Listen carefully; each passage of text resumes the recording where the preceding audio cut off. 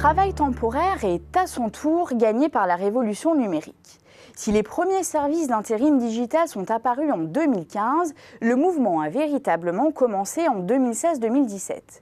Une poignée de start-up et plusieurs acteurs de l'intérim traditionnel ont ainsi lancé leurs services. En phase de décollage, la part de marché de ces nouveaux services représentait moins de 1% en 2017 selon l'étude Xerfi-France. Mais elle devrait vite progresser dans les prochaines années. Proposé par une quinzaine d'acteurs aujourd'hui, l'intérim digital recouvre en réalité deux types de services. Le premier n'est autre que le prolongement de l'offre classique en agence des entreprises de travail temporaire visant, grâce au numérique, à dématérialiser le service pour le rendre plus simple, plus réactif et disponible 24 heures sur 24. C'est notamment le cas d'Adecco avec Mon Agence en ligne. Le second est une véritable plateforme d'intérim digital autonome au fonctionnement en grande partie automatisé et sans lien direct avec l'agence physique. C'est l'exemple de Randstad Direct et de plusieurs startups comme Kappa. Dans ces conditions, comment va évoluer le paysage concurrentiel ? D'un côté, les agences ne vont pas disparaître avec l'essor de l'intérim digital. La plupart des membres du top 20 en France n'ont en effet pas l'intention de court-circuiter leur réseau physique. Leurs services visent plutôt l'amélioration de l'offre ou la conquête de nouveaux segments de marché, comme par exemple les TPE-PME.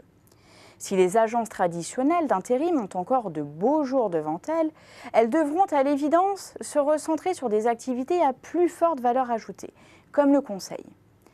Du côté des startups spécialisées dans l'intérim digital, la partie n'est pas gagnée en raison d'importantes barrières à l'entrée. Ces jeunes pousses doivent en effet devenir des entreprises de travail temporaire avec les mêmes obligations et contraintes que les acteurs historiques. Elles ont donc tout intérêt à se positionner sur des niches ou à se rapprocher des géants historiques. La digitalisation du secteur du recrutement a par ailleurs pour effet d'accélérer la diversification des acteurs de l'intérim. Depuis 2005, ils peuvent exercer des activités de placement privé, c'est-à-dire recruter en CDD et CDI pour le compte de tiers. Et avec la flexibilisation du marché du travail, les leaders de l'intérim se sont récemment positionnés sur les plateformes de mise en relation entre travailleurs indépendants et entreprises. C'est le cas d'Adecco avec sa plateforme de freelance YOS. Outre une volonté d'élargir sa palette d'activités, cette stratégie de diversification répond aussi aux offensives des nouveaux acteurs du recrutement. Les plateformes de freelance visent en effet de nouveaux métiers, y compris certains jusqu'ici adressés par l'intérim. La concurrence vient aussi des sites d'annonces d'emploi.